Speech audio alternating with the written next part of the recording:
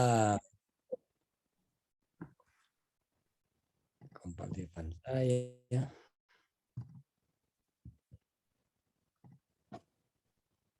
Bien, entonces estamos en el capítulo 2 del curso, Escatología Exílica.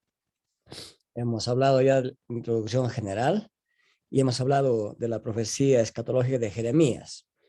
Pero nos quedamos al final en un concepto escatológico que incluye Jeremías en su profecía, llamado el Nuevo Pacto.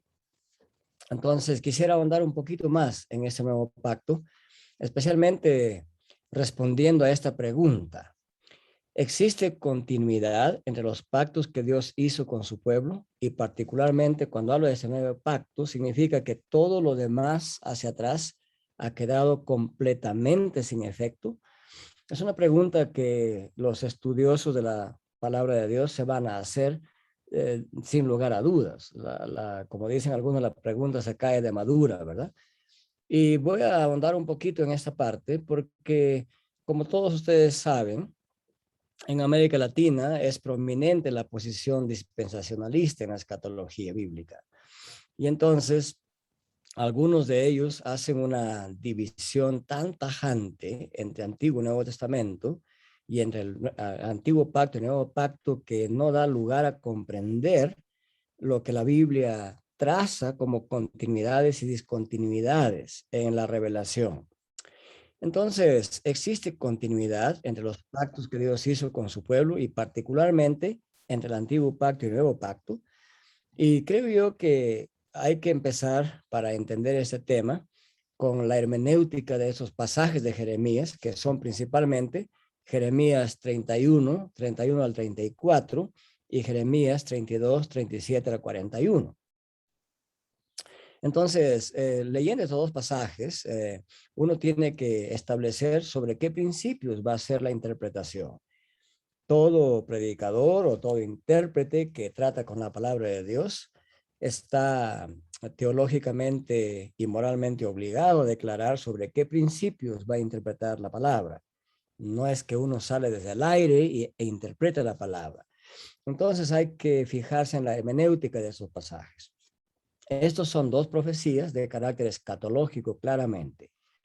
Describen el futuro del pueblo de Dios, donde el pecado ya no existirá más, donde el pecado no existirá y además el nuevo paraíso ya está presente. Es un futuro escatológico que no ha llegado todavía. Y el estado glorioso ya ha sido realizado. Hacia eso apunta esta profecía escatológica. Eso implica lo siguiente, que debemos aplicar las reglas de interpretación de la profecía escatológica de estos pasajes.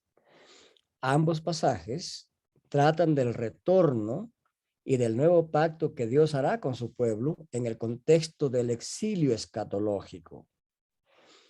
El nuevo pacto se inició con la renovación del pacto después del retorno de Judá desde el exilio en Babilonia. Este es un hecho histórico en la Biblia. Entonces, los signos visibles del nuevo pacto fueron la restauración de Judá. Eso fue un signo visible de que el nuevo pacto se iniciaba. El otro signo visible fue de Jerusalén y del templo.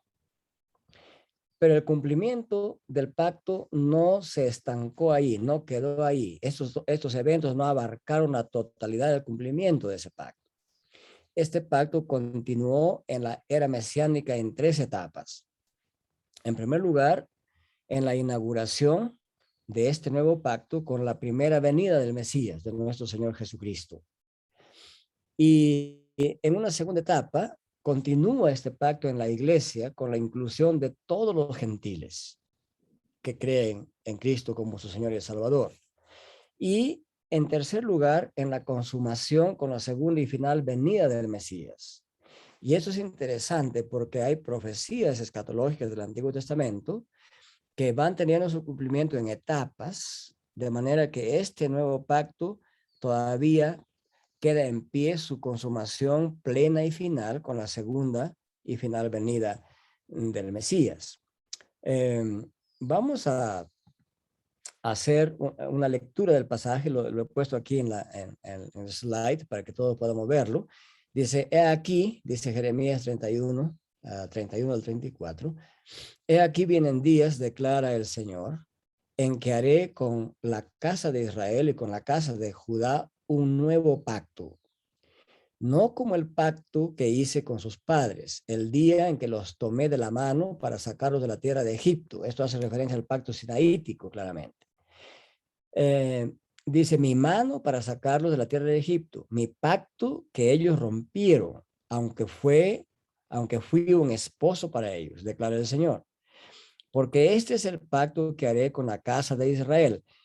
Noten el término casa de Israel, después de aquellos días, declara el Señor.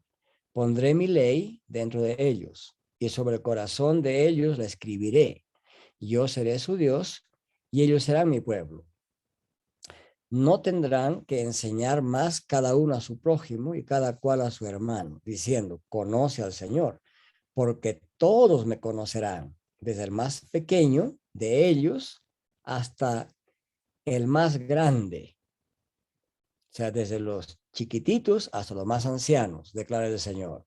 Pues perdonaré su maldad y no recordaré más su pecado. Bien, ¿cómo tendríamos que realizar la exégesis de este pasaje? A la luz de esta pregunta, si existe o no continuidad entre este nuevo pacto y el pacto anterior sinaítico. El anuncio de este nuevo pacto se da por revelación divina, por la palabra misma de Dios, y no por voluntad del profeta ni del pueblo de Dios. Así debe entenderse la fórmula, así declara el Señor. Entonces, aquí se usan dos términos. En Jeremías 31:31 se usa el término hebreo hadash para referirse a nuevo, que Hebreos 8:8 lo ha traducido como kainos. En griego, kainos se puede traducir como nuevo. Entonces, se puede traducir apropiadamente también como renovado, nuevo en su cualidad, no necesariamente en tiempo. Este pacto no es como el pacto mosaico por tres razones que se establecen en los versículos 33 y 34 del propio Jeremías. Examinemos esas tres razones. Entonces, no será igual que el pacto mosaico o sinaítico, en primer lugar, porque Dios pondrá su ley dentro de ellos y sobre sus corazones las escribirá, dice el versículo 33. Eso no sucedió en el pacto sinaítico. Y en esto es cualitativamente distinto este pacto renovado o nuevo. En segundo lugar, ya no tendrán que enseñar más cada uno a su prójimo, ni cada cual a su hermano, diciendo conoce al Señor, porque todos me conocerán, desde el más pequeño de ellos hasta el más grande, establece el versículo 34. Y la tercera diferencia es ¿por qué? Porque Dios perdonará la maldad y no recordará más su pecado de la casa de Israel, versículo 34. Entonces Dios aquí señala los elementos de discontinuidad o de diferencia o distintividad entre este nuevo pacto o pacto renovado con el pacto sinaítico mosaico. Y eso no tenemos que obviarlo, así es como el Señor mismo lo declara. Pero no todo es nuevo en este pacto llamado Hadash o Kainos en griego, Hadash en hebreo, nuevo, renovado, Kainos en griego. Y hay tres elementos de continuidad, así como hay tres elementos de discontinuidad o distinción entre ambos pactos, también hay tres elementos de continuidad. Es decir, elementos que ya estaban presentes en el pacto mosaico, pero que continúan vigentes en este nuevo pacto. Y lo primero es lo siguiente, la fórmula de conclusión divina, y yo seré su Dios, y ellos serán mi pueblo, ya estaba presente en el pacto mosaico y también en el pacto abrahámico. De esto se da cuenta en Génesis 17:7, cuando Dios establece el pacto con Abraham, esta fórmula conclusiva se utiliza ahí también. Yo seré su Dios y ellos serán mi pueblo. Lo mismo se repite en Éxodo 6:7 y lo mismo en Levítico 26:12.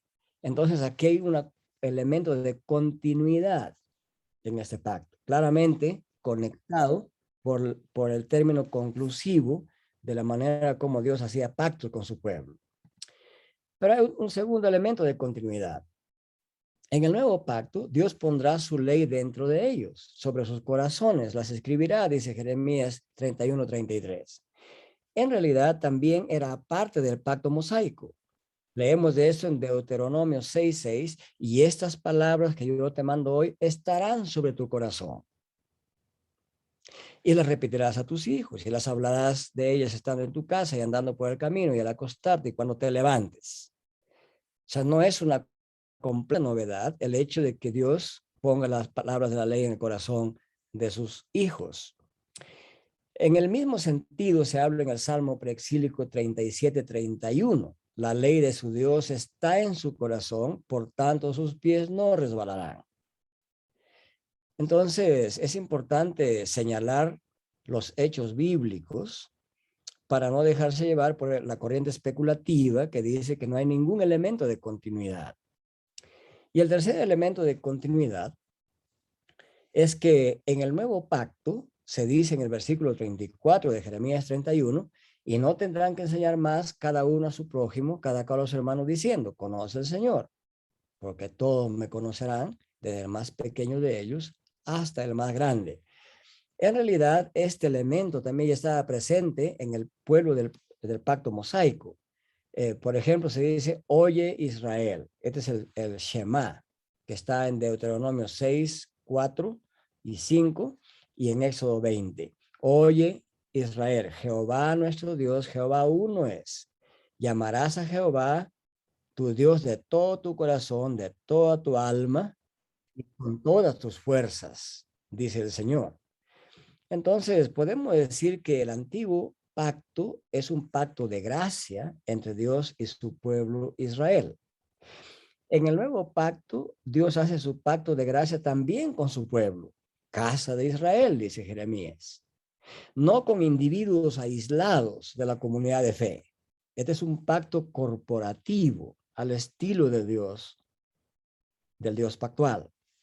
Esto queda claro del lenguaje corporativo que se usa en Jeremías 31:33, donde dice, porque ese es el pacto que haré con la casa de Israel después de aquellos días. Casa de Israel es sinónimo del pueblo de Dios en la Sagrada Escritura. Podemos decir aún más.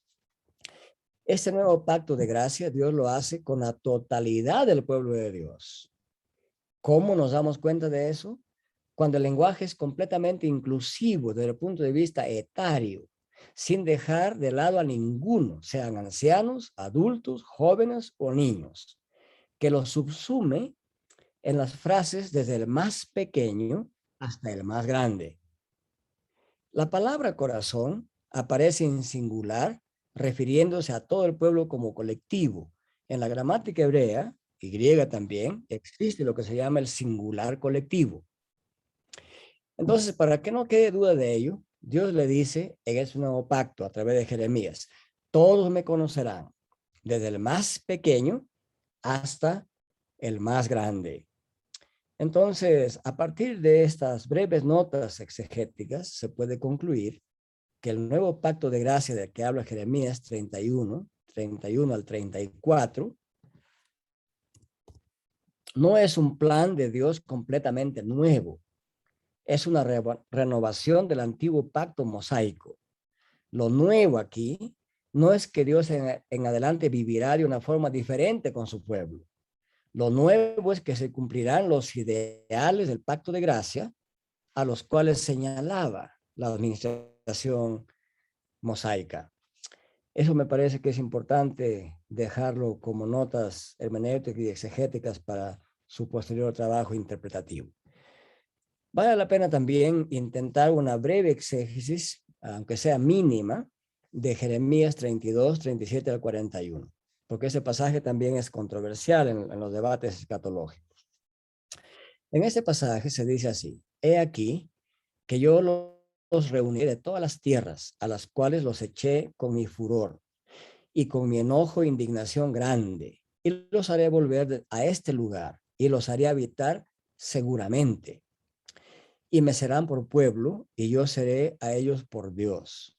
Y les daré un corazón y un camino para que me teman perpetuamente, para que tengan bien ellos y sus hijos después de ellos. Y haré con ellos pacto eterno, que no me volveré atrás de hacerles bien. Y noten esta frase, y pondré mi temor en el corazón de ellos, para que no se aparten de mí. Y me alegraré con ellos haciéndoles bien, y los plantaré en esta tierra en verdad, de todo mi corazón y de toda mi alma. Muy bien, aquí se especifican claramente las bendiciones de Dios prometidas en Jeremías 31-34 en el Nuevo Pacto. Y en esencia hay 5 cosas que se nos dicen. Primero, que Dios dará a su pueblo un solo corazón, una unanimidad de corazón. En segundo lugar, se dice que les dará un solo camino para que siempre le tengan temor. Temor aquí es andar según la voluntad de Dios.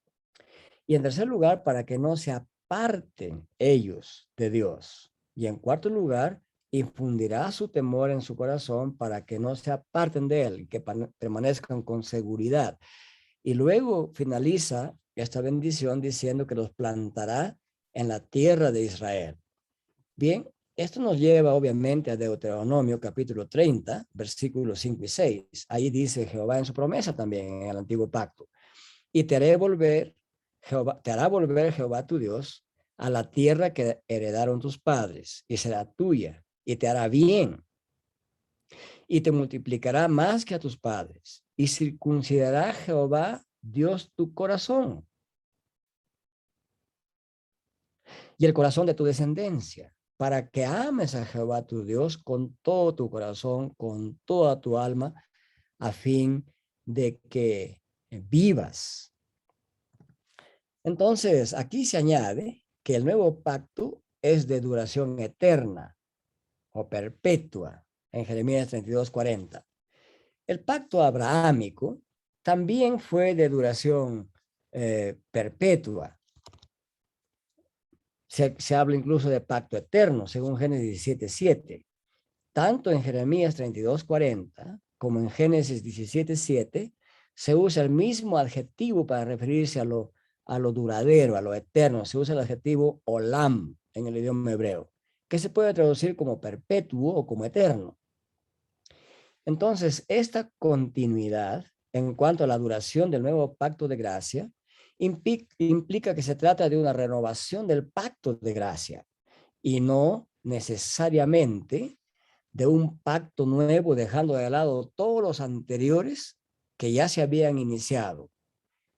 Inicia algo nuevo, no sin relación de continuidad con los pactos anteriores. Eso es importante entender para no resquebrajar la continuidad y la discontinuidad de la cual Dios habla en su palabra. En el versículo 39 de Jeremías 34, se dice para que tengan bien ellos y sus hijos después de ellos. Es decir, que aquí se habla de que las bendiciones del pacto alcanzarán a la descendencia de cada israelita del pueblo de Dios, a los presentes y a los que aún no habían nacido todavía, pero que en la mente y en el poder soberano y gobierno soberano de Dios ya existía esa descendencia, o sea, los futuros infantes, los futuros niños. Algunos dudan sobre si las bendiciones pactuales alcanzan a los bebitos de los israelitas. Y la respuesta bíblica es chocante a la mente individualista del mundo occidental actual. En el mundo occidental actual, en general, se piensa que los niños están aislados de los padres. Son otras personas.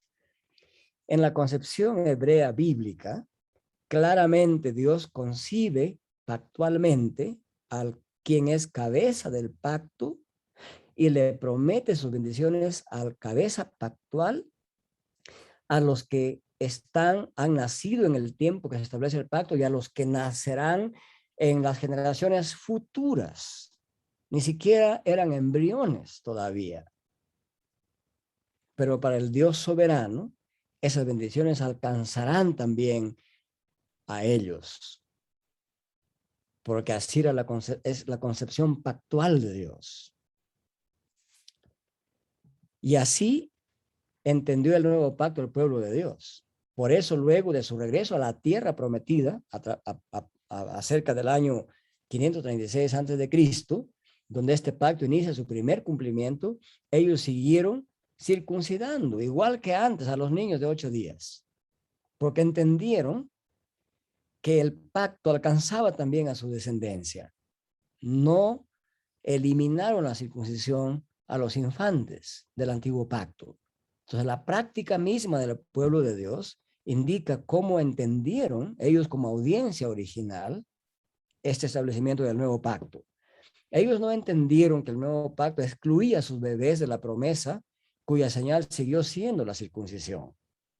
Ellos más bien entendieron que el nuevo pacto era una renovación que tenía elementos de continuidad y obviamente algunos elementos de discontinuidad que hemos señalado claramente. Esto nos tiene que llevar a dar gloria a Dios. Los hijos de quienes son pueblo de Dios, en virtud del pacto de gracia, son hijos de Dios. Dios también es su Dios. Seré tu Dios y el Dios de tu descendencia. ¿No es algo glorioso saber que en su gran misericordia y gracia, Dios no solamente nos adopte a los padres, sino a nuestra futura descendencia por sus generaciones como sus hijos?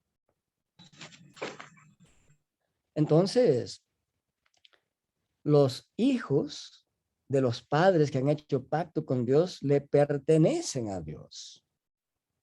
Y en base a esa promesa del eterno y soberano Dios, también se administra el sacramento del nuevo pacto de gracia, en el caso del Nuevo Testamento, el bautismo, a los niños.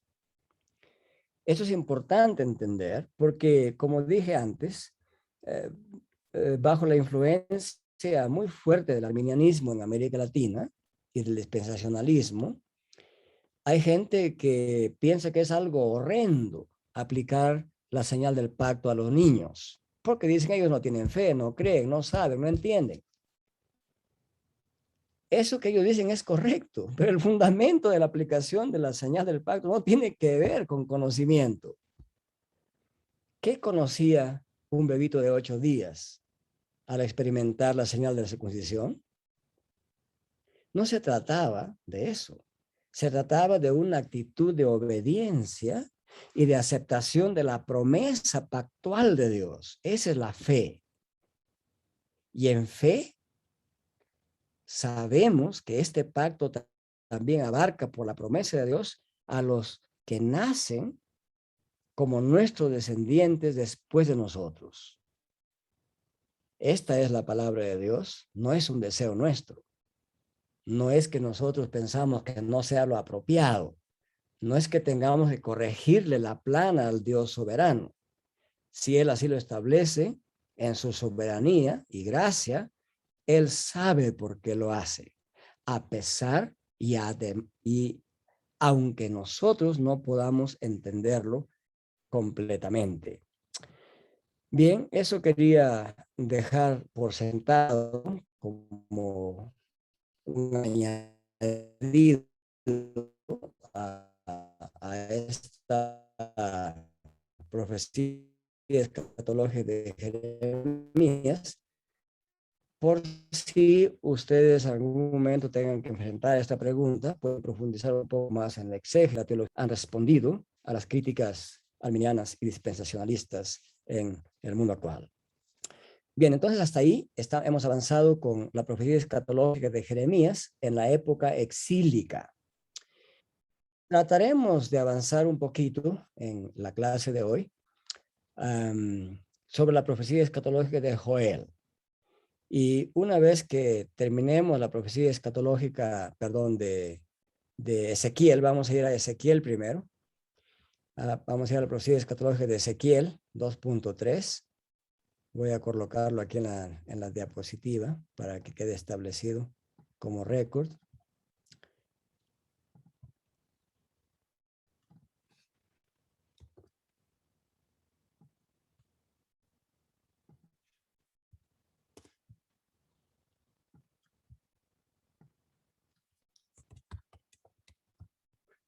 Entonces vamos a trabajar un poquito con la profecía escatológica de Ezequiel. Si llegamos a esta final de esta parte bien, nos quedaría la profecía escatológica de Joel para el día de mañana, Dios mediante. Voy a tratar de ir lento aquí. Digamos que la profecía escatológica en Ezequiel se centra o se concentra principalmente en los capítulos 33 al 48.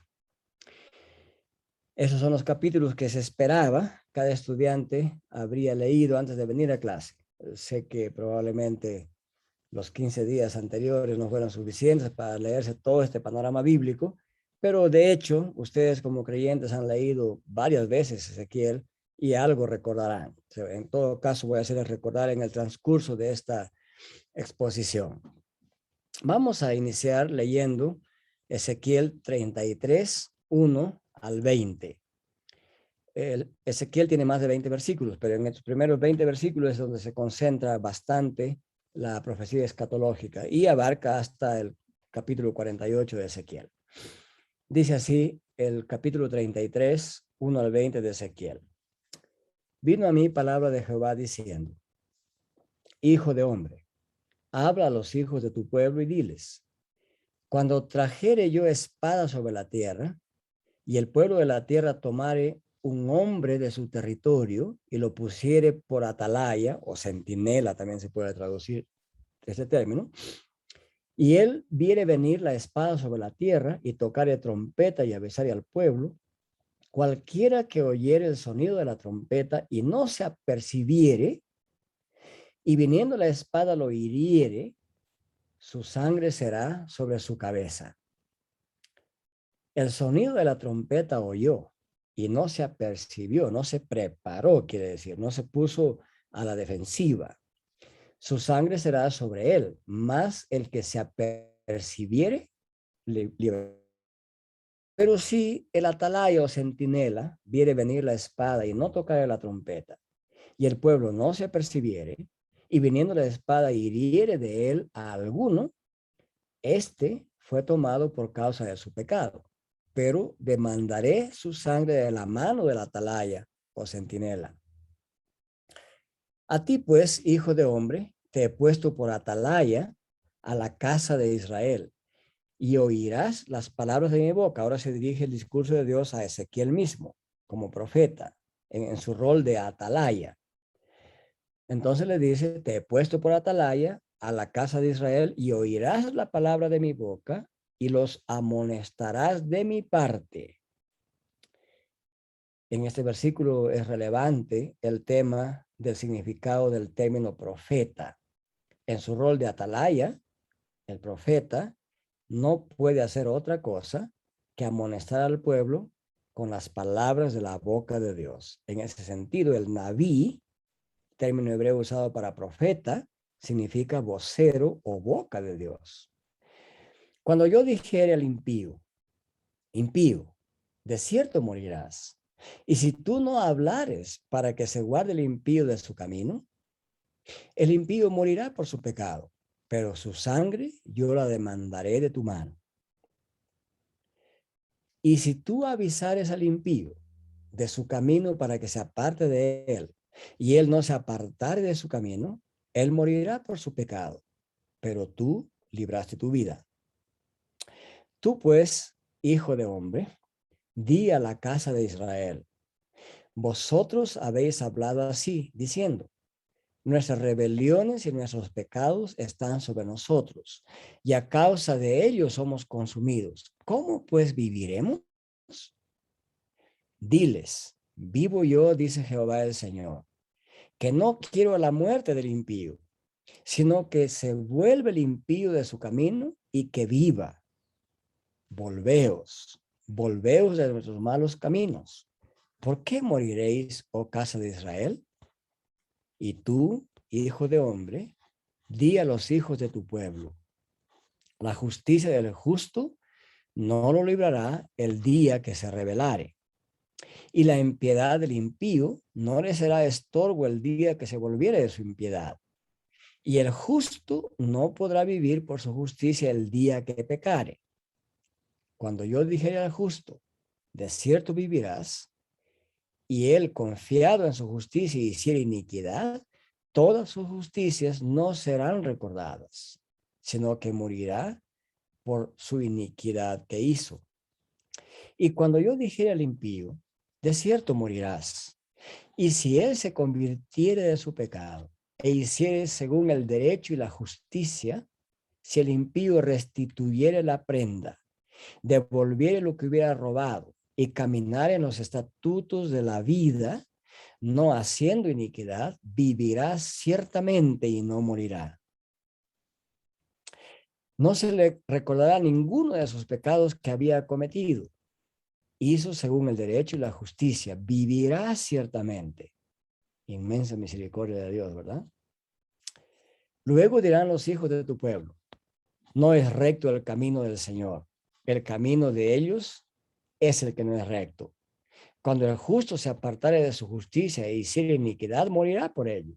Cuando el impío se apartare de su impiedad e hiciere según el derecho y la justicia, vivirá por ello. Y dijisteis, no es recto el camino del Señor.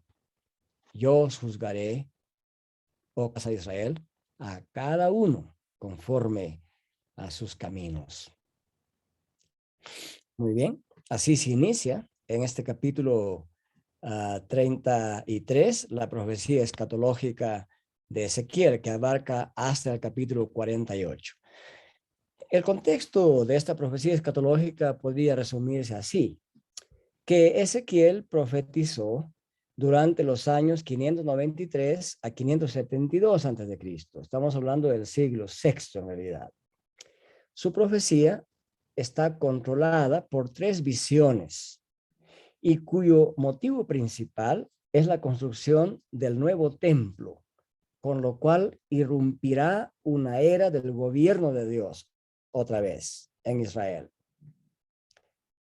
Está tratando de animar a los exilados, que el exilio no exterminará a Israel, no exterminará el poder de Dios, ni la presencia de Dios. La primera visión abarca los capítulos 1 al 3, y la segunda visión abarca los capítulos 8 al 11, y la tercera visión abarcan los capítulos 40 al 48.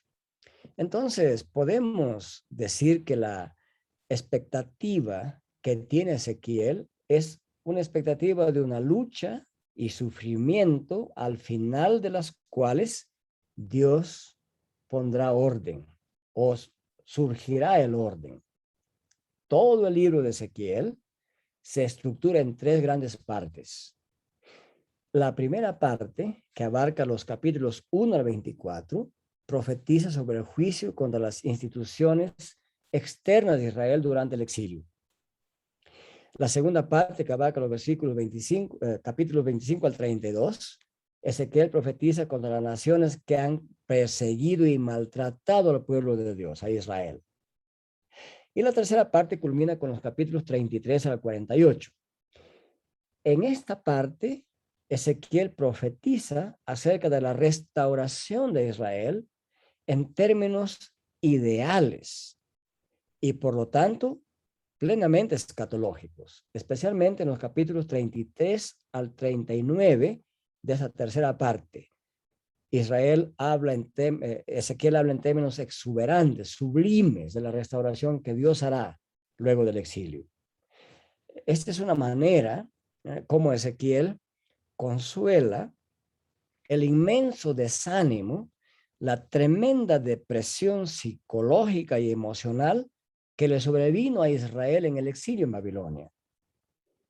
Algunos de los salmos describen este inmenso sentimiento de depresión emocional del pueblo de Dios, que aún se sentaban a la orilla del río y colgaban sus arpas en los sauces y llorando decían, ¿cómo podemos cantar las canciones de Dios en tierra extraña?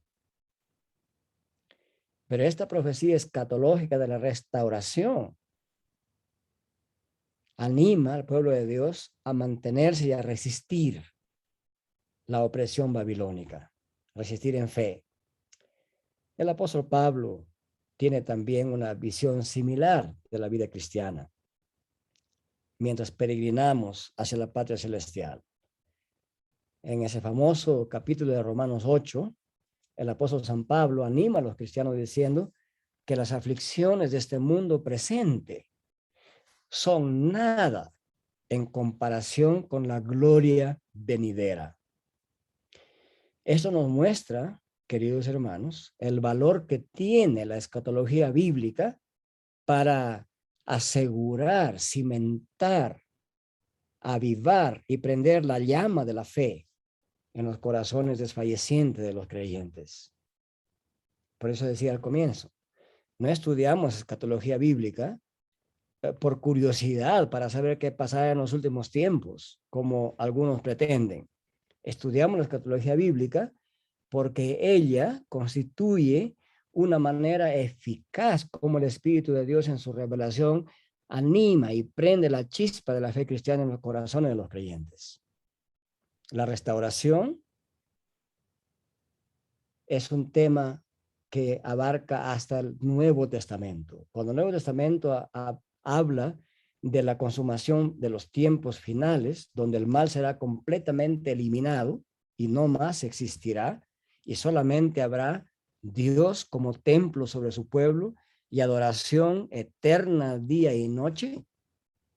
Esa gloriosa visión juanina y paulina tienen como objetivo mantener viva la llama de la fe de cada creyente y del pueblo de Dios en su totalidad.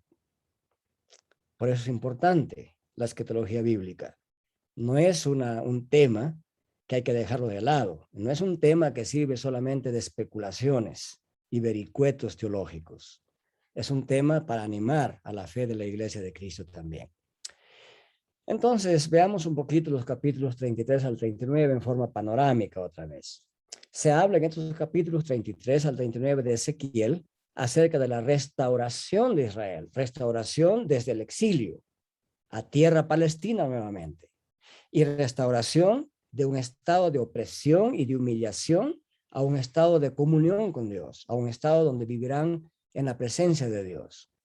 Aunque la profecía de Ezequiel es de juicio contra Jerusalén y su templo, sin embargo, como ya se ha venido diciendo en la escatología bíblica, no se anuncia el juicio desligado de la gracia de Dios para con su pueblo. El juicio tiene la misma finalidad que tiene la disciplina cristiana.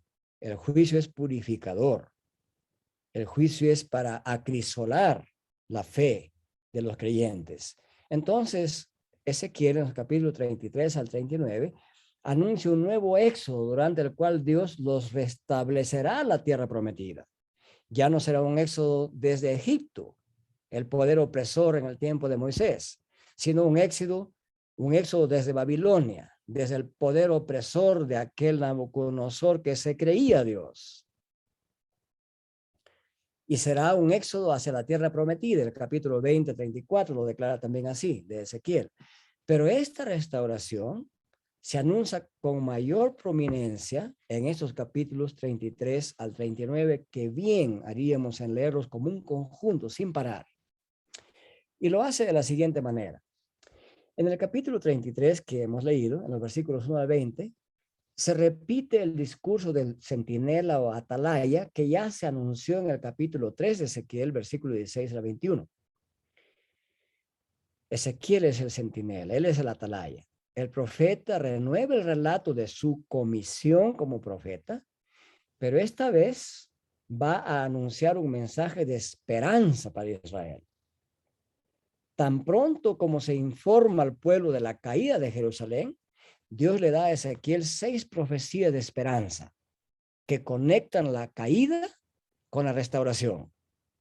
Y cada profecía está precedida con la frase característica, palabra de Jehová. De manera que cuando el pueblo escuchaba anunciar la caída como palabra de Jehová, tenían que dar por cierto que la caída era inminente. Al mismo tiempo, cuando escuchaban que la restauración viene por palabra de Jehová, tenían que afirmar su fe, que después de la aflicción vendrán tiempos de restauración. Entonces, estas 6 profecías se expresan así. La primera profecía de las 6 se encuentra en el capítulo 33, versículos 23 al 33. Y aquí en esa sección de la profecía escatológica de Ezequiel, se ratifica la continuidad de la naturaleza de las promesas abrahámicas, en el sentido de poseer nuevamente la tierra de Canaán.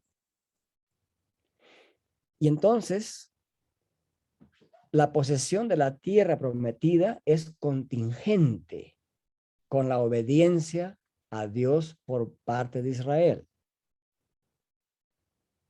Entonces, esto tiene que quedar claro para el pueblo de Dios de ese tiempo y también para el pueblo de Dios de este tiempo. Las promesas de Dios tienen un grado de contingencia. No es que Dios promete y que cada uno es heredero de la promesa independientemente de que obedezca a Dios o no. No funciona así. Es contingente. Significa que si el pueblo obedece, el pueblo puede apropiarse de las promesas. Si el pueblo no obedece, las promesas no le pertenecen a él. Y en la segunda profecía de las 6, que se encuentra en el capítulo 34 de Ezequiel, Ezequiel pasa revista a los actos incorrectos o pecaminosos del liderazgo israelita, por cuya causa ha sido desposeído de la tierra, ha sido expulsado de Canaán, conforme a las maldiciones pactuales de Deuteronomio capítulo 28 al 31. Y ha sido llevado en cautiverio exactamente como Dios había prometido, si es que su pueblo violaba el pacto.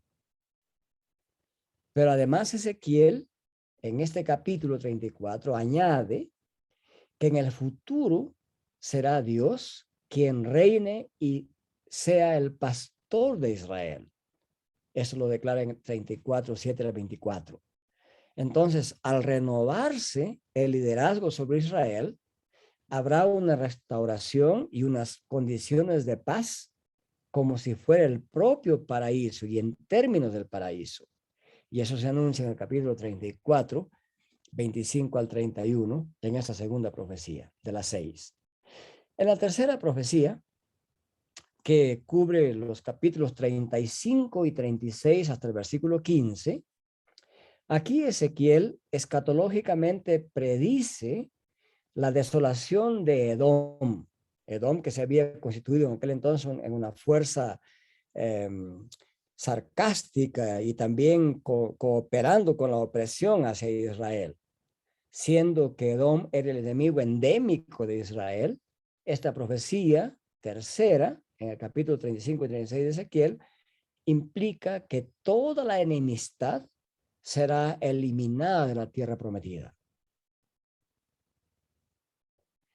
Interesante, en medio de la aflicción que está a punto de acaecer sobre Israel, la esperanza escatológica también está claramente establecida para Israel. Es como si Dios, en esa misericordia transparente y justa, tiende un lienzo delante de Israel para decirle, este es el programa de tu vida, puesto que no te comportaste a la altura de las demandas de mi pacto, lo que prometí que te acontecerá, te va a acontecer, sin lugar a dudas.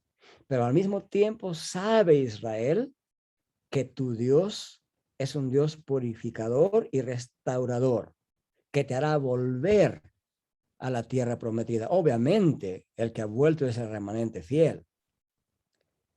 Pero Dios hizo volver a quienes él decidió hacer volver a la tierra de Israel.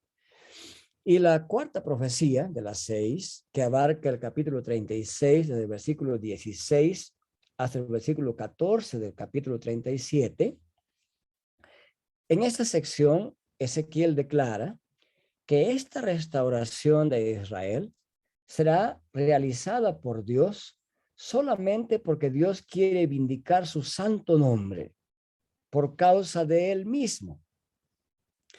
Es decir, Dios realizará sus propósitos declarados y prometidos a través de Israel.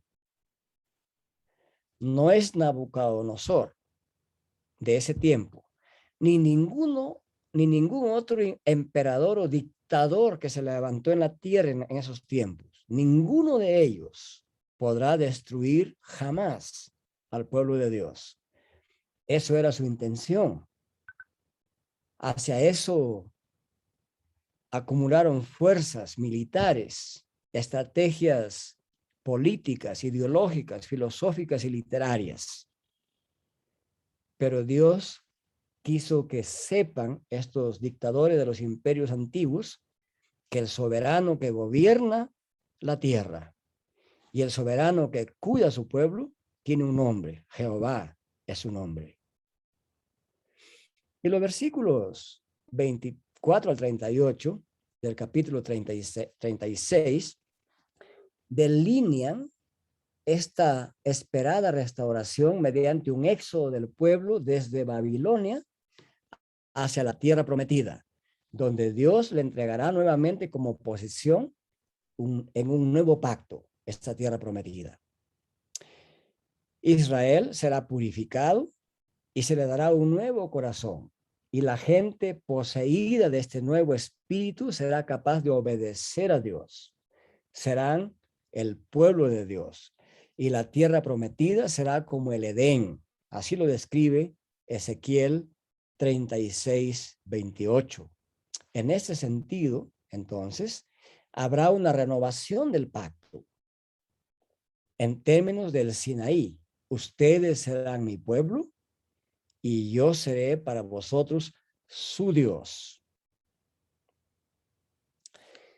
Los versículos 28 al 38 del capítulo 36 detallan las bendiciones que seguirán a la restauración espiritual del pueblo de Dios. Pero en el capítulo 37, en los versículos 1 al 14, uno puede percibir al leer esta sección del capítulo 37, 1 al 14, que el programa de restauración puede entenderse desde otra perspectiva, es decir, desde el juicio y la resurrección. Noten, el capítulo 37 es famosísimo, ¿no?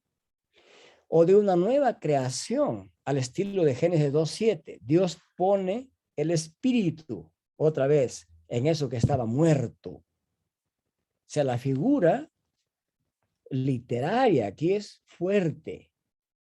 Indica el inmenso poder creador de Dios, capaz de restaurar aún aquello que aparentemente a los ojos del mundo está muerto. Dios sopla su espíritu en los cuerpos muertos y así se efectúa una resurrección nacional. El versículo 5 al 10 del capítulo 37. Esta figura profética escatológica implica que la restauración nacional necesita una resurrección nacional desde la muerte, representada por el exilio. Y en la quinta profecía, que abarca el capítulo 37, 15 al 28 de Ezequiel, nos enseña acerca de la significación de esta resurrección nacional de Israel. O sea, una resurrección a gran escala. El nuevo Israel se formará de la unión de los reinos del norte y del sur, es decir, Israel y Judá, y vivirán en la tierra prometida bajo un reinado davídico. En este tiempo se hará un pacto de paz que durará eternamente. Esto también se registra en Isaías 54:10. Y será, digamos, reinvocando las promesas de bendición a Abraham y las promesas que se mencionan en la propia creación de bendición. Es que en realidad desde el comienzo, desde el propio Génesis 1:26, fue la intención divina que el hombre que él creó y luego su pueblo vivieran en un estado de bendición. Entonces, en este sentido, Dios está como recreando un hombre nuevo después del exilio, un nuevo pueblo en medio del cual Dios morará, porque eso es lo que indica que el tabernáculo de Dios morará en medio de ellos. No es otra cosa más que la presencia de Dios con ellos en medio de un pueblo purificado, capaz de poder ver a Dios, de tener comunión con Dios. En términos similares se expresa también el profeta San Juan en el Nuevo Testamento, especialmente en el capítulo 20-21 de el libro de Revelación, Apocalipsis, ¿verdad? Donde dice que Dios mismo será templo sobre ellos. Y la sexta profecía de Ezequiel abarca los capítulos 38 y 39. Y aquí en estos capítulos 38 y 39 se describe un asalto feroz, una rebelión de las naciones contra Sión, la ciudad de Dios, al final de los tiempos. Pero Sión se mantiene en paz.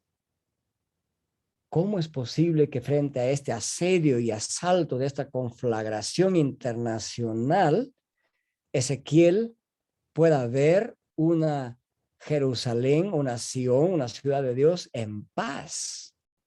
La razón es muy simple, que Dios está presente en medio de sus redimidos. Y si Dios es por nosotros, ¿quién contra nosotros? Esa es la implicación de este pasaje. Entonces, el pueblo es restaurado. Dios lo restaura. Ninguna conflagración podrá deshacer lo que Dios quiere hacer con su pueblo. Y aquí Gog representa la personificación de un poderoso y misterioso enemigo que viene del norte, el cual añade una inmensa angustia al pueblo de Dios, además de las amenazas que se ciernen desde Babilonia.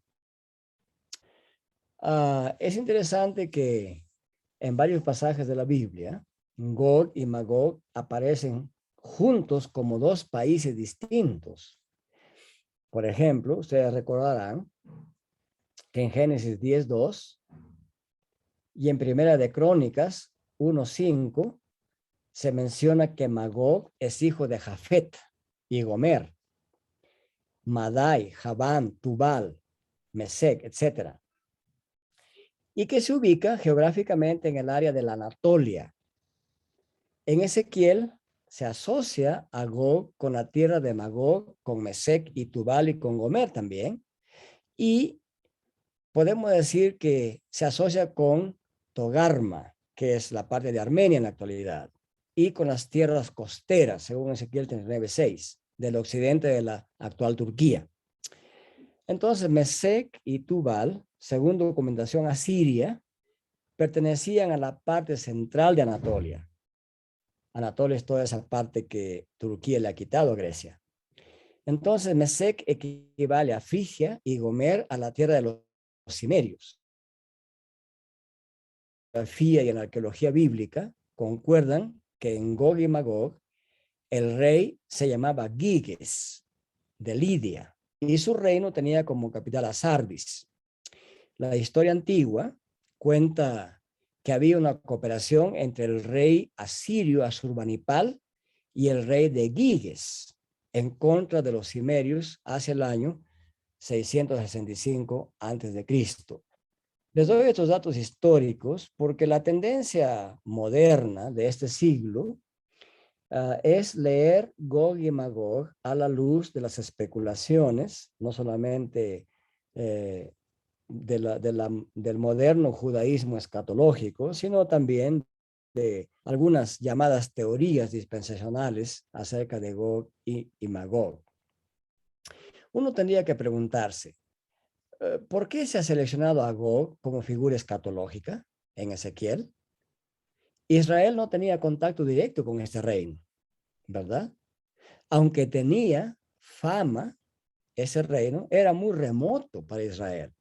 Estaba lejano de Israel, no tenía ni siquiera contacto geográfico con Israel. Quizás se ha escogido esta figura para mostrar que incluso los reinos más remotos de la tierra, en su rebelión, trataban de asaltar al pueblo de Dios. Es una posible interpretación. Ahora, esta profecía tiene carácter apocalíptico, por supuesto. Es que estos pueblos nunca fueron enemigos reales de Israel. Se puede notar el lenguaje hiperbólico cuando se nos dice que Israel estuvo ocupado por 7 meses descuartizando y enterrando a estos enemigos. En el capítulo 39 de Ezequiel, los versículos 1 hasta el 5, y que le tomó 7 años usando como combustible las armas de los enemigos, según el capítulo 39, 9. Entonces, el énfasis de esos capítulos es que la nueva era de paz y santidad no irrumpirá sino hasta que el mal ha sido totalmente eliminado de la escena. Esta batalla contra Gog es una batalla que simboliza la continua enemistad de la simiente de la serpiente contra Cristo como simiente de la mujer. Pero sabemos que esta simiente de la serpiente será completamente derrotada por Cristo en su segunda y final venida. Entonces, esperamos aún todavía un cumplimiento de estas profecías, esta parte de la profecía de Ezequiel todavía hacia adelante. Ahora, en Ezequiel capítulos 40 al 48, Ezequiel habla de su visión escatológica del templo. Y en esta sección del capítulo 40 al 48, se nos menciona la edificación escatológica de un templo nuevo, al borde de la llegada del gobierno directo de Dios, y será seguido de la extinción de toda oposición contra el reino de Dios, tal como se describe en los capítulos 38 y 39. El patrón pactual del Sinaí es claramente seguido aquí.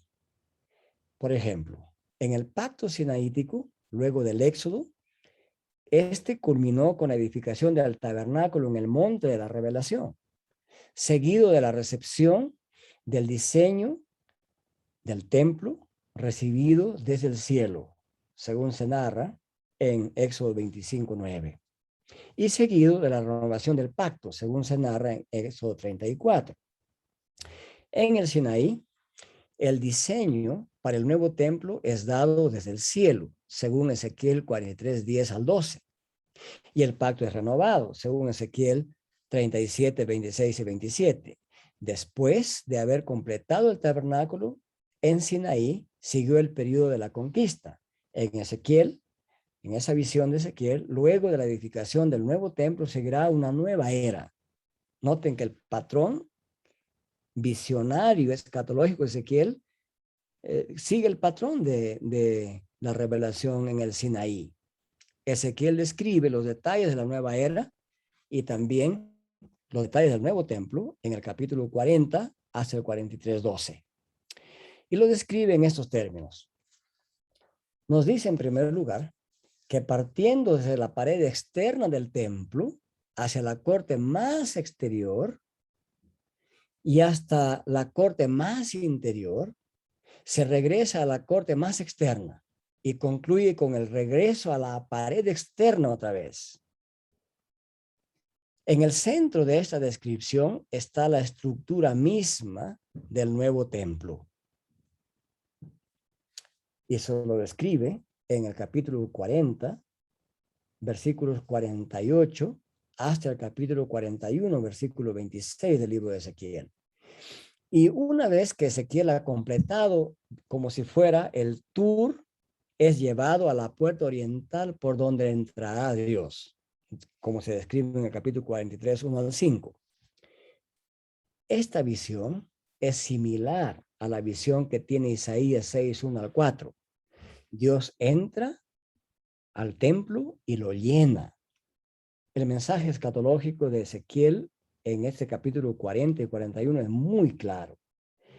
Israel ha sido juzgado y purificado, y la restauración bajo el gobierno divino ha empezado. Ese es el mensaje con estos detalles. Luego de haber completado este tour por el templo nuevo en la visión de Ezequiel, hay dos mensajes. En el primer mensaje, dado en el capítulo 43:6 al 44:3, Dios reclama que el templo es su morada eterna. En el segundo mensaje, dado en el capítulo 44:4 hasta el 46:24, Dios habla del uso del templo en la adoración de la nueva era. Solamente servirán en el templo los fieles sacerdotes del templo salomónico. Se ha removido la asociación política con el templo de Dios. De esta manera, el mensaje debe quedar claro al pueblo de Dios. El nuevo templo es un dominio sacerdotal y Jehová es el único rey en esta nueva era. Y eso, por supuesto, apunta a que un día habrá un único rey en el pueblo de Dios. Y ese único rey es Cristo. Ezequiel, al profetizar que el nuevo templo escatológico llegará a ser el centro espiritual del mundo, tal como lo era el jardín del Edén, según Ezequiel 47:1 al 12.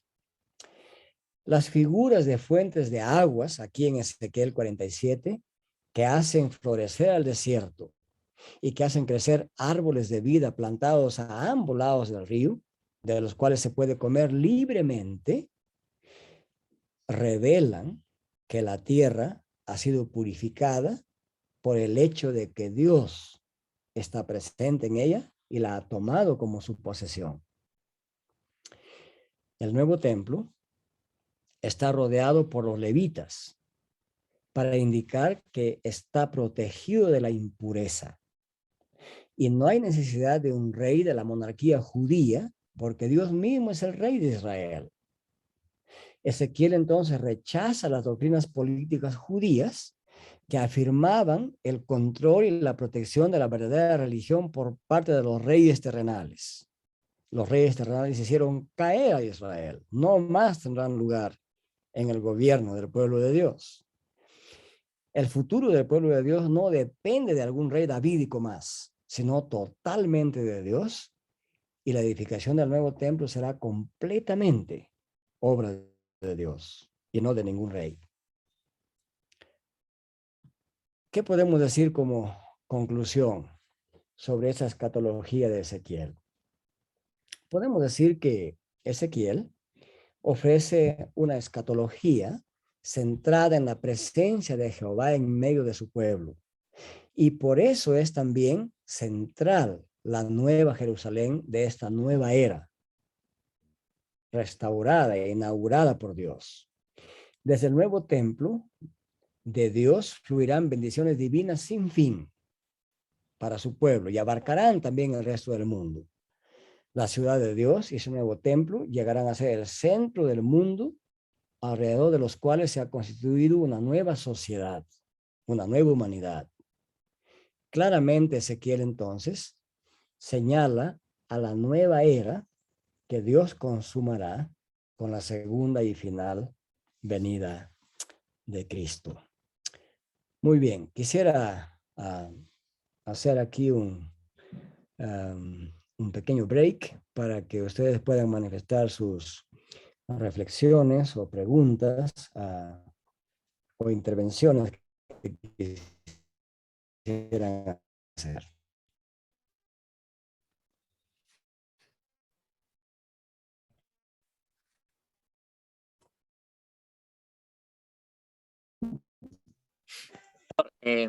Buenas tardes. En su sentido escatológico de los profetas, está fundamentada entonces en su gran mayoría, por no decir la totalidad, en el conocimiento del pacto sinaítico, ¿no? Es decir, en lo que el Pentateuco nos cuenta de, y ellos toman estos elementos para dar un mensaje nuevo, pero a la vez que tiene cierta continuidad. ¿Es correcto? Es correcto, es correcto. Hay una renovación pactual sin dejar de lado completamente todos los elementos del antiguo. Algunos elementos se continúan, pero lo esencial del pacto abrahámico, del pacto sinaítico, del pacto davídico, se mantienen en los pactos renovados, tanto en Jeremías como en Ezequiel. Eh, Otra pregunta, pastor. ¿Cómo, bueno, siempre el Antiguo Testamento habla bastante de Israel, ¿no? Y usted ya nos explicó en la mañana de Primera de Reyes 17 que específicamente estas profecías escatológicas o el mensaje de esperanza exclusivamente no es al Israel étnico como tal. En algún momento ha tenido la intención de cumplirse algo para el Israel étnico, geográfico, o siempre ha sido para el remanente, y incluyendo no necesariamente israelitas étnicos, por así decirlo, porque cuando salen de Egipto se entiende que hay muchos que están con el pueblo que no necesariamente son israelitas. Ciertamente. Desde el comienzo, la intención de Dios ha sido que la fe debía tener un carácter inclusivo a la humanidad. La razón es muy simple. Todos descienden de Adán y Eva. Dios prometió bendición a Adán y Eva. La entrada de la tentación y la caída de Adán y Eva sumió al mundo en la maldición. Dios no se ha dado por vencido. Tenía un plan misionero desde la eternidad. Por eso es que los reformados creemos en el decreto divino, ¿verdad? Claro que las publicaciones de teologías misionológicas de este siglo XX y XXI han hecho énfasis de un Dios misionero después de la caída. Y ciertamente hay que reconocer que después de la caída, la intensidad misionológica es más clara en el Antiguo Testamento, pero eso no significa que Dios fue tomado por sorpresa. Había un decreto eterno, Dios sabía de esto. Y entonces, nada lo cogió por sorpresa a Dios. Dios expresa su plan de salvación desde la eternidad. Así es como Pablo lo entiende. Efesios capítulo 1, versículos 1 al 4, lo detallan con claridad, que aún los creyentes en Cristo Jesús fueron elegidos en Él desde la eternidad, antes que el mundo fuese. Entonces, eso se pone en operación visible en varios pasajes del Antiguo Testamento. Usted mencionó algo de eso. Abraham. Es interesante entender esto. Abraham, cuando caminaba desde Harán hasta Canaán como pueblo de Dios. Dios le dio las promesas, el padre de la fe. Y uno puede darse cuenta que en el gran pueblo que caminaba con Abraham, había gente de diferentes nacionalidades. Uno se pregunta, ¿cómo aparece Agar ahí? ¿Cómo aparece el siervo Damaseno ahí? Es muy simple, porque en el capítulo 12 de Génesis, y especialmente en el versículo 5, se dice que Abraham salió de Harán hacia Canaán, él, todas sus posesiones y todas las almas que él había engendrado. Esa es la traducción literal del texto hebreo. Todas las almas, usa el término nefesh, que él había engendrado. Entonces, una posible exégesis de esa terminología, todas las almas que él había engendrado, que algunas traducciones dicen todas las personas que él había comprado, y el término comprado no se utiliza para nada en el texto, más bien indica, como se cree, que por todo el camino Abraham caminaba predicando la fe en el único Dios de este mundo, al Dios universal. Entonces ya vemos que a nivel de microcosmos, en toda la compañía que acompañaba a Abraham, había un pueblo de Dios internacional. Y también más adelante se dan las leyes de que hay prosélitos que adoptan la fe de Israel, hay forasteros que vienen y se suman al pueblo de Israel, y hay narraciones poéticas y dramáticas hermosísimas donde dice cómo la gente extranjera adoptaba la fe del Dios pactual. quizás el caso más paradigmático sea el caso de Ruth la Moabita, ¿no? Tu pueblo será mi pueblo, tu Dios será mi Dios. O sea, siempre fue la intención de Dios que su pueblo esté formado no solamente por el Israel étnico, sino por además de Israel étnico, por todos aquellos que creían en su nombre. Y esto se hace más prominente en la profecía escatológica de Ezequiel, de Jeremías y de los profetas del exilio. Israel poco a poco llegó a comprender eso, reticentemente llegó a comprender eso. Y esto lo comprendían a duras penas, era como un tabú para ellos. Incluso lo vemos en el apóstol Pedro, ¿verdad? Cuando Dios le presenta ese lienzo en esa visión extática a Pedro y ve toda suerte de batracios y reptiles y etcétera, animales que los judíos llamaban inmundos, y la Biblia de hecho los llama inmundos. Entonces el Señor le dice, Pedro, levántate, mata y come. ¿Qué dice Pedro como buen judío? Señor, nunca toqué ni cosa inmunda, pero él aprendió que lo que Dios ha limpiado, nadie lo llama inmundo. O sea, por fin, Pedro el judío comprendió con mayor claridad la intención escatológica de Dios. Y él mismo, históricamente, se convierte en un elemento de ese cumplimiento escatológico, de predicar a los gentiles. Porque ya en Génesis 12:3, le promete Dios a Abraham, en ti serán benditas todas las naciones de la tierra. Y Gálatas 3:8 y 24, 16 y 24, con claridad dicen que ese fue el evangelio anunciado por Dios a Abraham. Esa fue la intención de Dios. Y poco a poco esta intención se va desenvolviendo con más luces hasta llegar a un Nuevo Testamento donde el evangelio tiene que ser predicado a Pantata etne, a todas las naciones.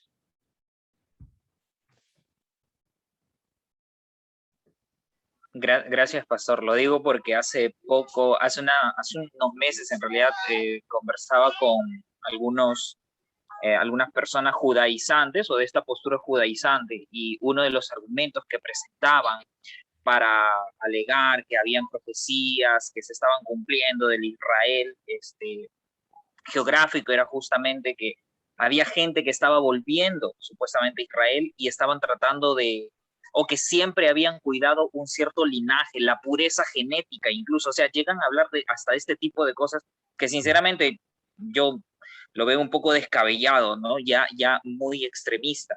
Entonces, en la Biblia hasta el momento por lo menos no vemos una clara intención de Dios de hacer un pacto incondicional con el Israel étnico como tal, sino siempre con un remanente, que es el pueblo de Dios, la casa de Israel y finalmente la iglesia. ¿Estoy en lo correcto? Correcto. Y si uno tiene una lectura, digamos, apropiadamente exegética de Romanos 9, 10 y 11, quedará muy clara la exégesis de Pablo, que el Israel de Dios, que no todo judío por ser judío de nacimiento es verdadero judío o verdadero israelita. Y la figura del injerto en el tronco de olivo descarta toda posibilidad etnocentrista de ciertas teologías mesianísticas actuales. O sea, eso no es sostenible en realidad. O sea, Cristo y todos los escritos del Nuevo Testamento descartan totalmente la posibilidad de que Dios tenga un plan especial para un pueblo genéticamente judío, porque no existe tal pueblo, no hay ningún judío puro en la actualidad. Y pretender que sí lo hay, no solamente es anticientífico, sino que es antiteológico, antivoluntad de Dios en realidad, ¿no? O sea, el pueblo de Dios es internacional. Y las declaraciones de Cristo mismo en Juan 3:16 es lapidaria contra ese pensamiento etnocentrista, ¿no? Dice Jesucristo, porque de tal manera amó Dios al mundo, que ha dado a su Hijo unigénito para que todo aquel que en él crea no se pierda, mas tenga vida eterna. O sea, creo que es la bomba atómica teológica más potente para derribar esas paredes que algunos quieren levantar y que Cristo mismo la ha derribado. Y por eso Pablo en Efesios 2 claramente le explica eso a la iglesia cristiana. Le dice, miren, esa pared que existía antes se ha derribado. Cristo la ha derribado y está edificando un solo templo, un solo Dios, un solo Padre, un solo bautismo, un solo pueblo. O sea, más claro que eso, ¿qué más se puede pedir? Gracias, pastor, gracias. Muy bien, Sammy, gracias por su pregunta. Pastor, Adelante, hermano. Bien, uh, gracias. hoy al escuchar el reino de Dios desde el punto de vista escatológico, me viene la siguiente duda, por lo tanto, la siguiente pregunta. Hablamos de un pueblo elegido desde la eternidad, de un pacto de gracia que tiene continuidad y escatológicamente hablando de un reino que está por establecerse definitivamente en el futuro. Pero, ¿cómo entendemos, por ejemplo, algunos pasajes donde usted mencionaba en la clase anterior, por ejemplo, el Salmo 2, donde se habla así de un reino, de una posesión que Dios da al Hijo, pero este reino hablábamos de un reino de paz, como dicen los profetas, preexílicos y exílicos. ¿Cómo entendemos entonces, por ejemplo, en el Salmo 12, el versículo 9, que dice, los quebrantarás con vara de hierro, como vasija de alfarero, los desmenuzarás? Ahora pues, oh reyes, sed prudentes, admitid amonestación, jueces de la tierra. Servid a Jehová con temor y alegraos con temblor. Entonces, esto daría la impresión, si no estoy mal en mi interpretación exegética, de un reino no de paz, sino de un reino como una especie de dictadura, ¿verdad? Militar. Entonces, mi pregunta es esta, ¿no? Sí he entendido muy bien esta situación de un gobierno de paz, de armonía, exento de todos estos dolores que tenemos en la actualidad. Se hablaba de la pandemia al inicio de la clase. Entonces, esa es mi pregunta. Si hablamos también de que solamente hay un reino, entonces, ¿por qué el profeta habla ahí? ¿O en qué sentido habla sobre ese tipo de gobierno muy enérgico? Esa es mi pregunta. Y también lo hago porque ese es un punto de vista dispensacionalista. Entonces, es importante para mí sacar una buena conclusión. Eso sería la pregunta. Gracias por la pregunta. Es una pregunta completamente pertinente, porque uno podría incluso complicar más la pregunta. Uno podría decir, no, no realmente hay una contradicción entre un príncipe de paz, pero que se venga contra sus enemigos, los desbarate, los destruye, etcétera. ¿Cómo se puede compatibilizar el anuncio de un reino de paz cuando se habla de violencia? Y podríamos ir más atrás y complicar más la pregunta para enfrentarla bien. ¿Cómo es que al establecer Dios a su pueblo de Israel en la tierra prometida, ordenó la exterminación total de los cananeos? ¿Cómo es eso reflejado en la inmensa misericordia del Dios que predicamos? Son preguntas legítimas. Y los hechos narrados en la Biblia también son claramente explícitos de eso. Y esto podemos entenderlo así.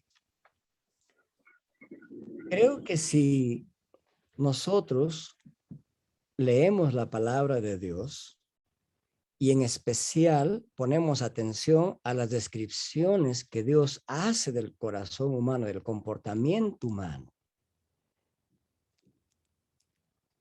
podríamos evaluar esta situación de manera que podamos dar gloria a Dios por lo que hace. Porque obviamente a la mente humana de una persona promedio que no ha sido criminal y que no ha estado envuelto en pecados execrables, etcétera, parece contradictorio un Dios que va a poner fin a la maldad, un Dios que va a establecer un reino de paz después de haber quebrantado a la totalidad de los enemigos. Y que habrá un reino de paz cuando el propio Satanás, la muerte y el Hades hayan sido echados en el lago de fuego y nunca más habrá presencia del mal. Bueno, eso nos tiene que llevar a entender la doctrina de la creación y la doctrina del mal en la creación. Los cristianos que ya tenemos una visión bíblica del desarrollo del pueblo de Dios y de la acción de Dios en la historia, estamos felices que un día Dios elimine completamente el mal. ¿Qué es lo que detiene que la gente adore a Dios en la tierra en pleno siglo XXI? El mal. ¿Quién es el autor del mal? Satanás. Satanás es una realidad. Ciertamente la creación de Dios es maravillosa y la Biblia presenta la creación de Dios en términos de maravilla, ¿verdad? Los cielos cuentan la gloria de Dios y el firmamento habla que son obra de sus manos. Y cuando uno piensa que Dios gobierna las galaxias con sus inmensas fuerzas y las mantiene, y estrellas y planetas con millones de toneladas se mantienen firmes en el espacio, uno puede dar cuenta de un Dios grande, glorioso y maravilloso. Y hay que dar gloria a Dios por eso. Pero cuando nos trasladamos a la tierra, vemos a un ser humano que ha sido creado con inteligencia, con alma racional, haciendo cosas indecibles en la tierra, ¿verdad?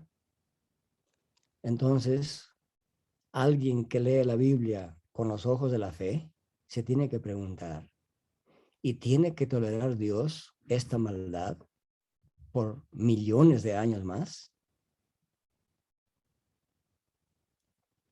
¿Vencerá el mal al bien? ¿Vencerá Satanás con su mal a Dios? La respuesta es no.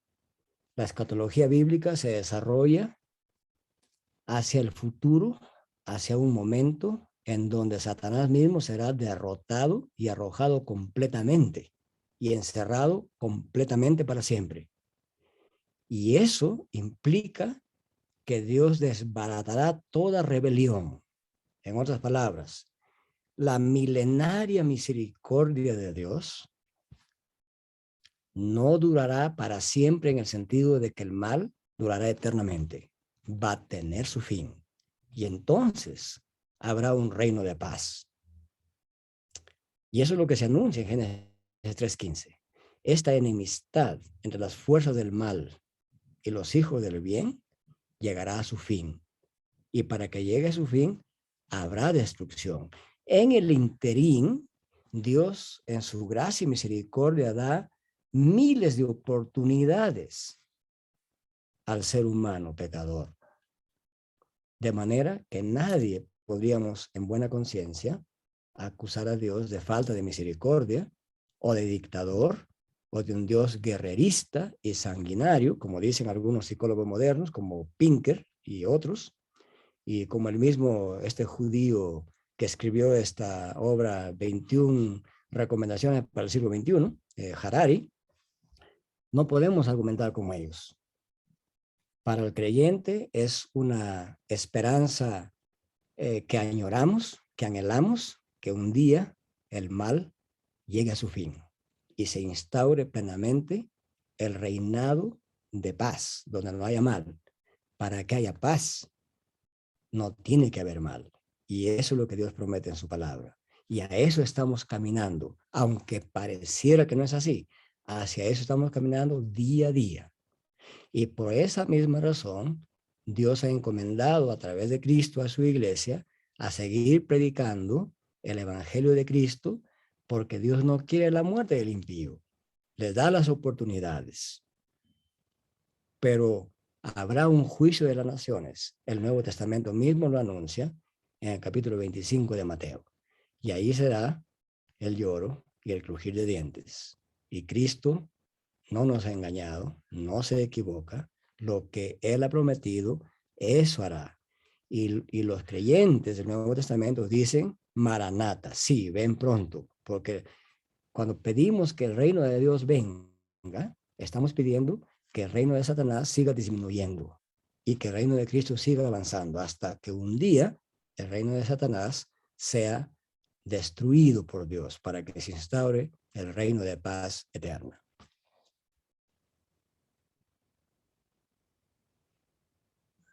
Gracias, pastor. Gracias, hermano, por su pregunta. Quizás vale la pena pensar en términos del Apocalipsis. Claro, cuando hablamos de estos temas, los predicadores tenemos que hablarlo con un sentido de piedad, con un sentido de misericordia y con un sentido de humildad delante de Dios. Pero no podemos negar que el Apocalipsis avisora un día, cuando llegue el día del Señor, que se anuncia desde el Antiguo Testamento y también se anuncia en el Apocalipsis, donde la venganza será tal que la sangre de los muertos llegarán hasta los cuellos de los caballos. Y por supuesto, eso nos envía un mensaje a los creyentes que horrenda cosa es caer en manos del Dios vivo, y nos advierte y nos avisa con muchísima anticipación. Y no solamente nos advierte, nos avisa, nos da todas las oportunidades de venir como corderitos a los pies de Cristo. Y creo yo que cuando se predica la instalación del reinado de paz, no se puede predicar solamente el aspecto destructor que Dios implementará, pero habría que predicar prominentemente que Dios en medio de eso aún sigue anunciando hoy su gracia y su misericordia. Creo que eso es importante. No podemos solamente centrarnos en el hecho de que Dios destruirá y predicar como amenazando al mundo, sino decirle que la amenaza es real, que es verdadera, que se ejecutará, pero que estamos en un tiempo donde Dios llama a la gente a no tener que pasar por esa guerra santa de Dios. Yo creo, profe, Adelante. yo creo que uno de los mejores ejemplos lo tenemos en el profeta Jonás, cuando es llamado por Dios para predicar a la nación más terrorífica de aquellos tiempos, y Asiria, él ¿no? sabiendo que, y él sabiendo que cada vez que se hablaba de juicio había esperanza para los hijos. Por eso es que decide, no, ¿cómo es posible, Dios, que vayas a brindar misericordia al pueblo más sanguinario en ese momento, obviamente? Y ahí está la idea, es justo y a la misma vez compasivo, y de tal manera que ningún ser humano pueda excusarse eh, delante de Dios diciendo, tú no me diste esta opción. El llamado del Señor por medio de la predicación es a cada persona. Amén. Gracias, gracias, Reisel. Muy bien, bien dicho. ¿Alguna otra reflexión que les merezca estas exposiciones?